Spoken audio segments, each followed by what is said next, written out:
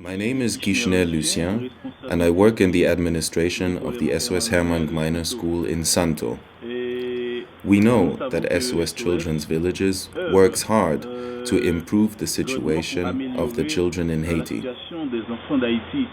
At the moment, this country is going through terrible times, and we would like SOS Children's Villages to increase their help, not only in certain areas, but to extend it to the whole country. There are areas that have been very badly hit, very badly, such as the downtown area and others. People there have nothing, nothing. Their houses are completely destroyed. SOS Children's Villages is collaborating with other organizations to provide the people with what they need. Not just the children, but also parents and Haitians in general.